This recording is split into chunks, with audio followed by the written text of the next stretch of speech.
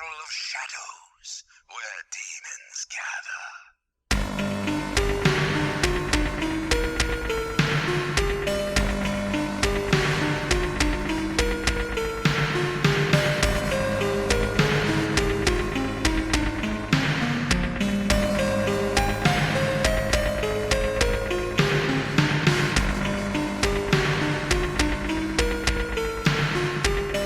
Hello everyone, welcome to the Cathedral of Shadows and Megami Tensei Podcast. I'm Rasen.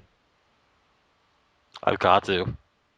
And I'm DDSTranslation, or PuppyPizza. And so you, PuppyPizza, aka DDSTranslation, someone actually that I don't think we, Katsu or I, thought we'd ever have on here.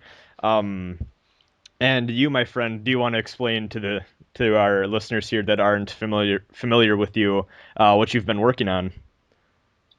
Well, I think back in 2010 or 2011, I was the guy that was looking like he was about to get a Kyuuyaku Megami Tensei translation out, and then on my last video where I said I'm either going to finish this year or just release what I'd had, I ended up disappearing, and I'm really sorry for that, of course. Yeah. Vanished off the face of the earth. You became something of a myth. You became an enigma. Yeah.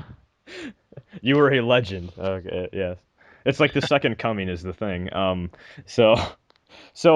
guess just right off the bat, we ask all our guests this generally. How did you get into Megami Tensei as a whole, like just the franchise? I guess I was just, playing around with games, when I've discovered emulation, and then I think the Shin Megami Tensei 1 translation came out, and I played that and thought, this is a pretty cool series. And, Carry on, sorry. that was it. Oh, okay. That's interesting. I think you're the first person we have on here that didn't say Persona 3 or 4. So you can congratulate yourself. I mean, even Katsu and I started with Persona 3. That's interesting then. So as soon as the original Aeon Genesis translation came out, then that's pretty cool. Yep. And then I imagine you've played a lot of the other games in the series then, right? So Oh yeah, I've played, Persona 1, 2, and 3, and watched my brother beat 4. And then I played Strange Journey, I think. I think that might be it. Okay. All right. What would you say is your favorite, if you had to pick one? I think Persona 4 was the nicest one looking. I mean, I played it a bit, but I couldn't get very far, and it's a little too hard with all the real life management. When I just want to go in a dungeon and go kill stuff. All right. So and then I guess transitioning more into the subject itself. How did you get involved into like ROM hacking and all that? Even before the Kyuuyaku project, did you mess around with ROMs and all that, or? Ooh. That was actually going to be kind of like a secret of mine. I have been around for a while. I've been around since Neo Demiforce, during the whole rise of emulation, the Final Fantasy V, Seiken Densetsu 3, Earthbound 0, and I was kind of hoping that after this translation is done, I could probably come out and say who I was, but I guess I'll just leave it at that. Okay. Interesting. So then I guess actually this is just more for the listeners that I guess haven't been following our other podcasts where we've kind of talked about it, or maybe they're just not too familiar with the series. How would you describe Kyuuyaku Megami Tensei? Like if you had to explain to someone what it was, what would you say? It is like a very traditional, old school, first-person dungeon crawler with, the typical Megami Tensei trappings of dealing with demons and fighting against gods and devils. Gods, devils, slimes. Yeah. Yeah, all that fun stuff. And then I guess too, for people that don't know, it's a remake compilation. I guess that's the proper term for the original two games that came out for the Famicom, for the Super Famicom. It's the HD remaster of its time. Yeah. I guess in a way. Yeah, it made the games look all fancy and stuff. Yeah. And then I guess you have more experience with these two games probably than either Katsu and I will, or have right now at least. Which of the two games do you prefer? I think the second one, because obviously it's got a lot more story and variety of environments in it. Yeah, it seems a little bit more fleshed out because Mega Ten 1 just seems like a straight up dungeon crawler, and it seems like there's like an overworld and stuff from Megami Tensei 2, correct? Like it's more of a Yes. yeah, it's more of a full-fledged RPG. Okay. And then I guess just explaining more about the project in general. I guess how and why did you start working on Kyuuyaku? In general, just what made you decide to undertake translating and hacking the ROM so that you can get it out there for fans to experience?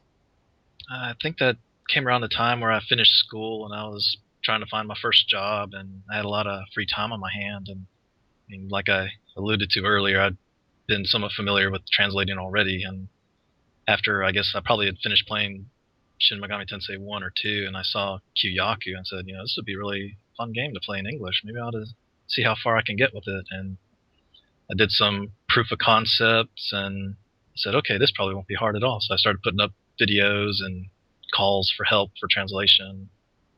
And I guess that's how it started. All right. Hmm. Okay. So then that was around. I'm sorry for not exactly knowing the details, but did you first unveil the project? I think it was 2009, was it, or am I? Was it? I don't know. I vaguely recall 2009 in one of the forum posts or something like that. Yeah, I guess that would make sense. That was when I finished school. Just Oh, seems so long ago. okay, yeah. Yeah, 2009 was such a long time ago. I know. Even in the podcast we recorded before, I was kind of surprised at myself because I called 2009 back in the day because I felt Well, bad. I was like, oh my god, that makes me feel old, and I'm only 20. yeah.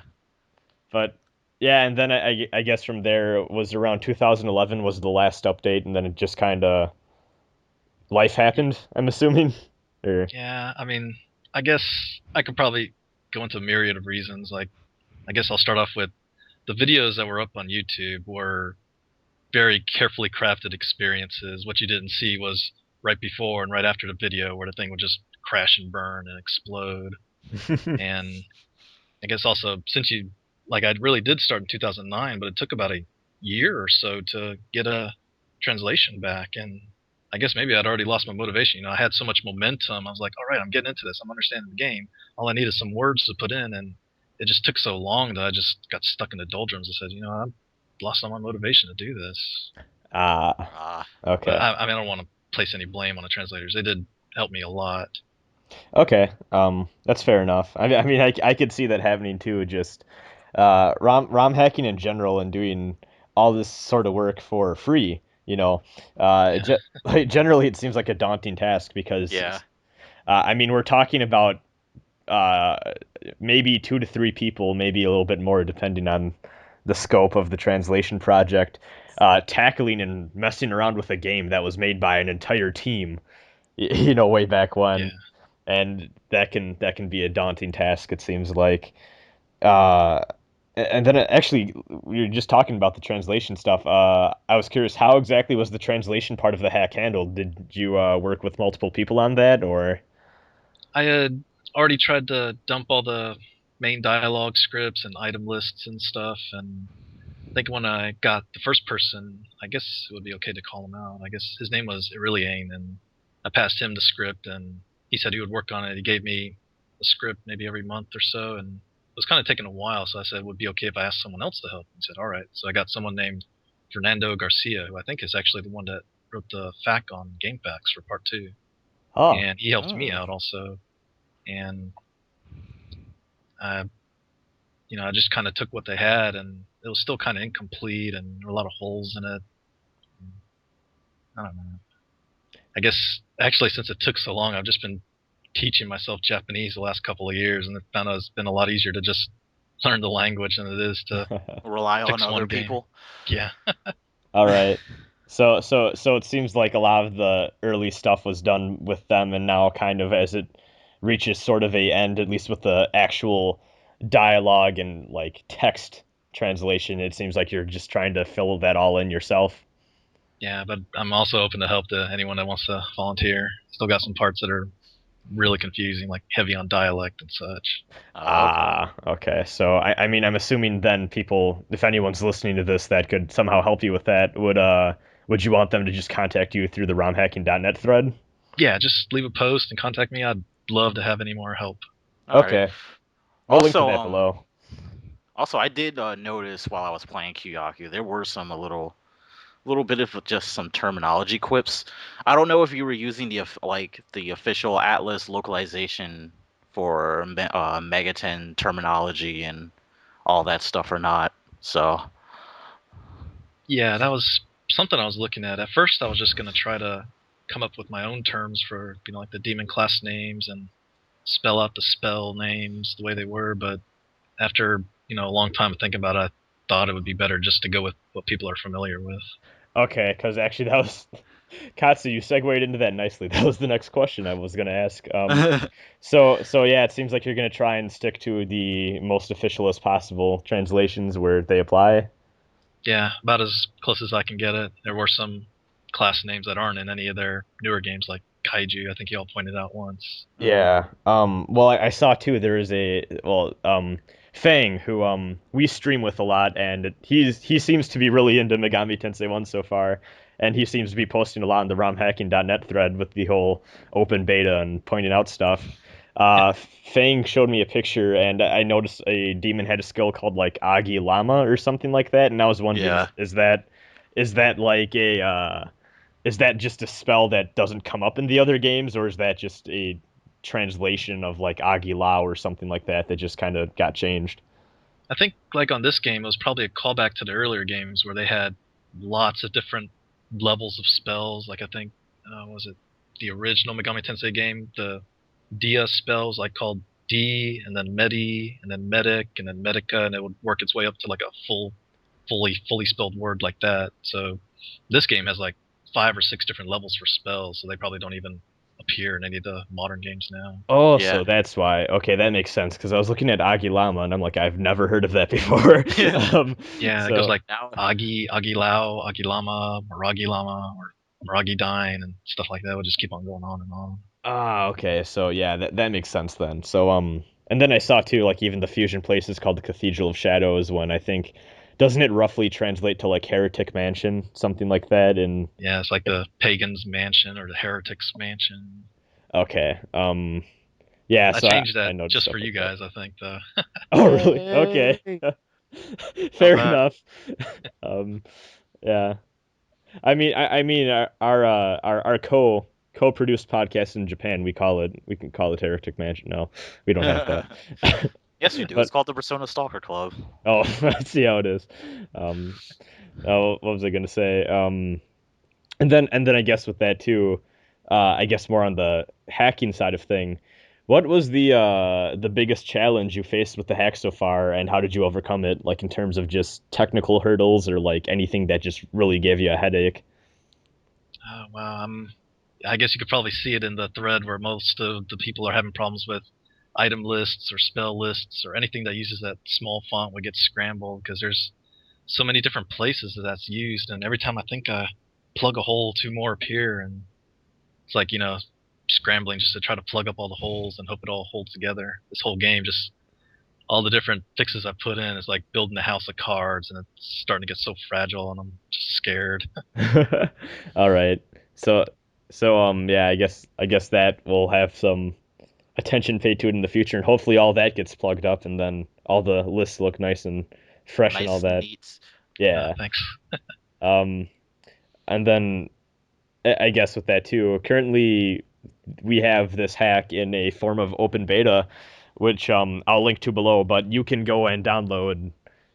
From what I understand, you even list all of the previous versions of the patch too, right? Like you have for the people that want to check those out. Like every time you update the patch, you have the previous versions listed still, or Yeah, at first I was just overwriting them, hoping to replace them, but I think I started keeping the history because I was starting to get into a little more sketchy fixes that I didn't know were going to crash, and I've been busy scrambling trying to fix all the bugs that people are finding, and usually whenever I make a fix, I run through it for the day to make sure it's solid, and then I'll feel confident about it, but everything's starting to go so much faster that I think I better leave some backup so that people can still keep playing.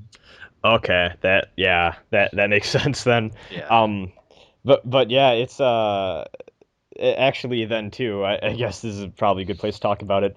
It was actually really funny, and for people that missed it, just yesterday, that is the yesterday when this recording is taking place, I actually decided to stream Kyuuyaku after well, I guess the beta patch has been there for a day or two now, but I decided to stream Kyuuyaku and just try it out with my streaming buddy Trick.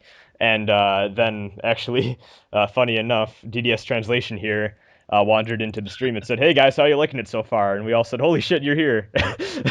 So we added him into the call, and I'll link to that stream archive below. I put it up on my main channel here, and we just kind of went through it together and talked about stuff and just the project and all that. So it was a really fun time. I think we streamed for about an hour and a half to 2 hours, maybe. It was a good time. I actually laughed a little bit earlier because I remember we briefly talked about The Matrix Reloaded and how that was a shitty movie.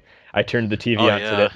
I turned the TV on today, and sure enough, Matrix Reloaded is playing. I laughed my ass off. I watched like 45 minutes of Matrix Reloaded, and I couldn't do it anymore.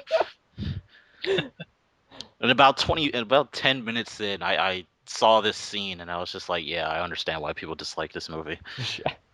Um, I thought I was the only one who, The Matrix, the first one was fine as it was. It didn't really need any sequels. it really Yeah, didn't. It's unfortunate. Yeah, that just made me laugh. I'm like, we just talked about this on stream. But then I guess too with the whole open beta, anyone can go and download this. You don't need a romhacking.net account or anything. You just need to go to the thread, and then there's a download link. You download everything, and you need to patch a Kyuuyaku ROM, which I'm not going to link to any ROMs or anything in this podcast. And Yeah, buy the original Famicom game and rip it yourself, you damn pirates. Yeah, I well, bought it myself too. oh, there you go. There you There you go. go. See, so supporting the original creators. I guess you can't even probably buy that new anymore at all. No. Call up Atlus of Japan, ask for a Kyuuyaku cartridge. Um, no, but and if you don't know how to patch a ROM, it's a lot easier than you would think. Just look up a tutorial on YouTube or something. It literally takes like a minute. Some emulators even do it for you automatically nowadays, from what I understand. But I still do it the old-fashioned way of manually patching it. But I guess just this whole open beta thing is something we really don't see with ROM hacking projects that much. Usually it's like, okay, here is like version 0.99 or the first version of it, like 1.0, and it's basically done. There might be a few bugs or whatever, but here it's the full thing is released. How is it seems like the open beta thing has just kind of been a very unique way to release and test a ROM hacking project that you've kind of undertaken here. How has it been working for you so far? I think it's been really helpful. I mean, a lot of people have been commenting and posting bugs that I probably would not have found out on my own. And I think when I put it up there, I was also saying that, I can go slowly through this game and try to find all the bugs, but, it would be so much help if people can also play this game and, play through it and tell me what's broken so I can just go straight to it and fix it. Yeah, it seems like it's been very helpful. I mean, that's pretty much what the gist of an open beta is, just to get feedback, see what's wrong, see what's busted, and then you can go in there and fix. Saves developers a lot of time. Yeah. And then I guess with that too, if there's anyone listening to this that could be a ROM hacker or might be involved with the ROM hacking project in the future, would you advise them to at least give the open beta type of release at least a chance? Do you think it's a good way to go about for a ROM hacking project? Like, would you recommend it to people type of thing? Well, I guess it would depend on how the person wants to handle their project. Usually they would screen people to keep it closed. Maybe they're protective about it, don't want it to get leaked, or, I guess in my case, I was a little afraid that if I released so many versions, there'll be so many different files floating around the internet that nobody would know which one was the final finished one. And I guess also people just want to only put out a translation when it's 100% done. But, All right. I mean, if you have no problem, working openly, then I guess, it's really nice to have volunteers to help you out. Yeah. Hmm. Because I mean, it's just a thing in general. I guess on that note, it's something I don't think I've ever really seen before, honestly. And I guess sometimes with more complex projects, it just may be a case of it's so buggy and it's so like it's in a state of like living hell that it's not even worth putting out there because most people probably wouldn't even want to deal with it type of thing. And it might just be better to test alone or test in a small circle of people that maybe, have the patience and time and want to help work with the translation. Yeah, I I've think per- that could be a thing too. I've participated in open betas for translated games before, and it's been very helpful to the people who've done the translating.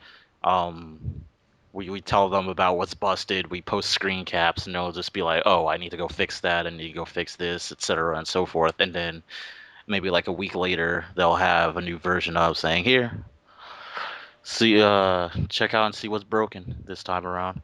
Yeah, I guess it's just a process of trial and error and patching stuff up and all that. And after people send in their little error messages and the little messed up things they get. Like I saw actually someone posted in the thread that the Mapara spell, whenever you cast that, it would just lock up the game. And I believe you fixed that now. You said, right? Or is that Yeah, I still fixed that. But okay? yeah, something like that just skip past me because I never use that spell. Exactly. That type of thing is helpful.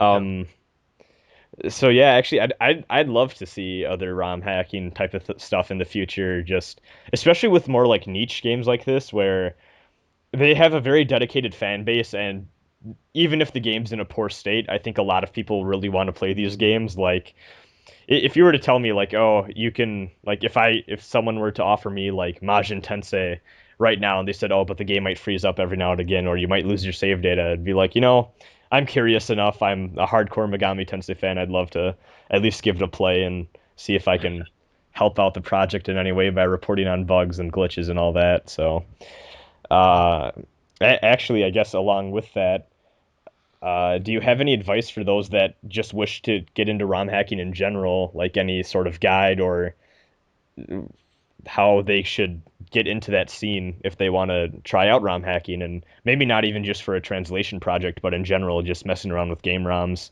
Do you have any resources for them or do you know of any that they could go to?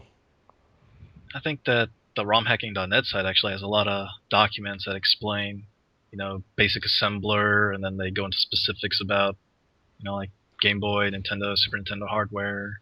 I guess it helps if you are somewhat of a programmer or have that kind of mind. Yeah.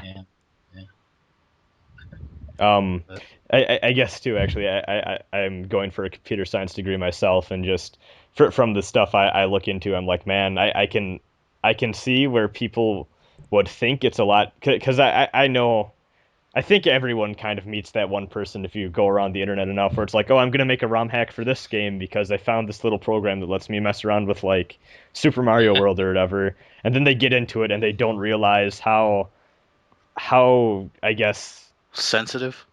yeah, kind of how sensitive the game is in a way because a lot of these games, they're obvious, well, almost all of these games, they're not made for the purpose of digging into it and then messing around with it and, you know, That's why messing with the code. That's why localizations were so terrible back in the day.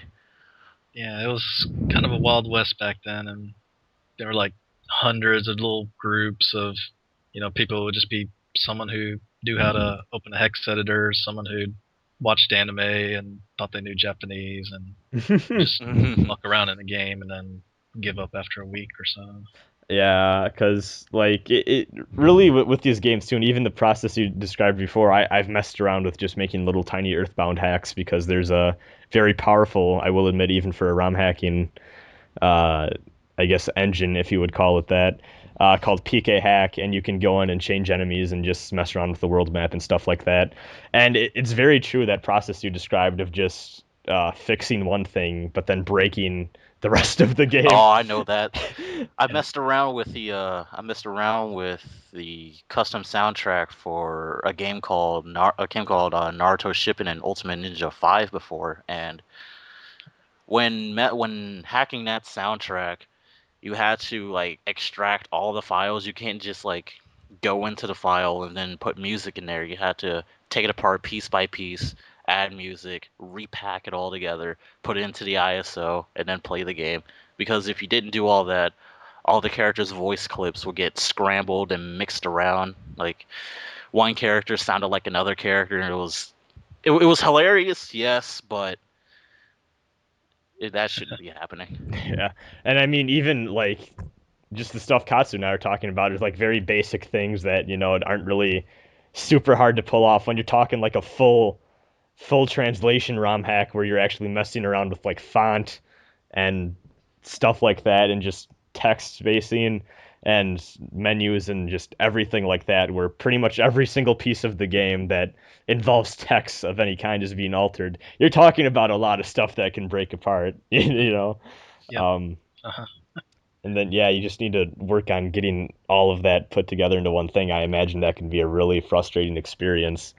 Um, but yeah, from what I've seen, romhacking.net definitely looks like the place to go to if you're interested to looking into that sort of thing. And I guess I can say too, just from a programming perspective, just it takes patience and it takes a sort of problem solving type of mindset that Mhm. I'm not gonna lie, I don't think a lot of people have nowadays. But if you are that type of person and you do have that sort of mentality, I find that stuff like this can be a very rewarding experience. Okay, so then actually, I guess we're on our final question here. Um, do you have any advice or requests for the Kyuuyaku beta testers? Like, is there anything specifically you want them to keep in mind as they play, or anything you want to have them try out? I guess, try everything, pop up everything, see if you can get the game to break. If someone says something that doesn't make sense, there might be a mistranslation, so let me know that too. And I guess, just have fun with it. If it starts to become too much, too many patches to download or too much stuff breaking, then, go ahead and take a break. It's all right. Oh, there's definitely a lot of people that are in on this too. So, yeah, definitely. I think everyone should. That's actually part of the fun, I guess, of this too. Is you can be helpful by testing this out, but also still have a fun experience playing the game and messing around inside of it too, which is really cool. Um, I guess with that too, just some closing questions. How far percentage wise would you say the overall project is? Oh, the infamous percentages, huh?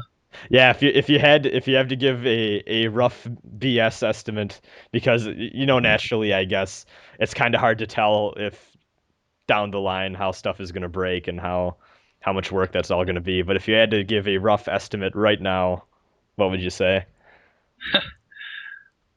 I'd probably say something like 90%, because then that brings up the phrase, the last 10% is 90% of the work. Okay. Okay, that's a good answer. Um, Yes. all right. Uh, and then do you have a solid release date that you're trying to keep in mind, or is there a goal you're kind of aiming for here with having it done, or are you just kind of going with the flow for now and just getting a grip on things? Oh, wow. I guess I was hoping at least to have it finished before this year, and my hope is that when people have finally finished playing through the game, it could be finished by then. Maybe a month, I hope. I hope. I have no idea. All right, that's really cool. I mean, man, as everyone I'm sure is saying, 2011 is here. Yeah. 2011 is happening. It's happening. Uh, it's a very exciting time because just I actually kind of talked with you about this before, but it's an exciting time to be a Megami Tensei fan in terms of the fan translation stuff happening because we got the This year is an entire year yeah. to be a Mega 10 fan.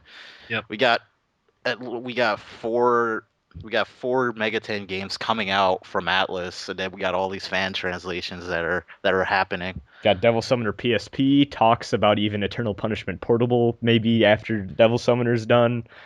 Stuff with I guess, various projects involving Megami Tensei 1 and Kyuuyaku. And I mean, I just saw a live stream with Gideon Z, and he's still working on SMTF. And actually, I kind of want to talk about this.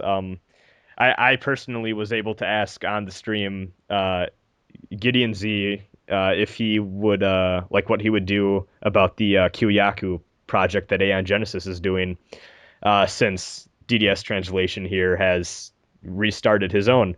And Gideon responded to me by saying that he's more than likely going to drop it because the only reason he really picked up Kyuuyaku is because he didn't think that the other translation would ever really come out or come back. So that's just a little update on that. I don't know if Aeon Genesis on their site or anything is going to ever really officially like have a little news update about that or not, but I thought I'd get that out there for those of you wondering how awkward it would be if there's just two Kyuuyaku translations that were being worked on and just you know, that type of thing. Also, that feel when no Tales games translated. Just throwing that out there. Haven't a lot of them gotten translated in recent years at least, or we don't have Destiny 2, Destiny PS2, Vesperia PS3, and Rebirth. And I think those are the only games that most of North America hasn't played in terms of like mainline. There were like there's like small translations groups that were saying they were working on it, but then they showed like some menu translations, but that was about it. Well, I mean, yeah, it's probably can't really blame them though, because at the same time, as we talked about, this type of thing is a lot of work, and people are doing it. People are doing it for free, so yeah, it can be daunting, I'm sure. But then, yeah, it's just as we said, very exciting time to be a Megami Tensei fan with all this stuff happening at once. So I mean, I'm out of questions. So Katsu, I don't know if you have anything you want to ask DDSTranslation here. Nah, I'm good. Okay. Well, I guess we just like to thank you for coming back and working on this, and even with just being so involved with letting us play it and help beta test and all that, and just I mean, finding that stream that we were doing, and then, you know, accepting to be on and talk with us, and even this podcast and all that. It's really cool to have people that do stuff like this in the community, and then they get involved with others and all that. So really exciting time, and thanks a lot, man. Yeah, no problem. It's my pleasure. Yeah, thanks. Yeah. So I think this is our second episode of COS this week, and it's a little bit shorter, but I think this will cover you guys for a while. I don't know if we'll do an episode next week or not, just because we had 2 full podcasts this weekend. But I thought it'd be pretty cool to get this one out here, just because the Kyuuyaku thing came out of nowhere, kind of, and everyone on the internet right now that's a Megami Tensei fan is looking into it, and they're all super excited about it. So I guess everyone just spread the word, spread that open beta around, spread the romhacking.net thread around, and try it out for yourself. Game's pretty old, so just be prepared for that, I guess, and be prepared to die a lot, because of course we all know Atlus loves to make hard games, even back then, and just have fun with it. So yes, I guess with that, I'm gonna just say goodbye and see you, everyone. Yeah, later. Right. Goodbye.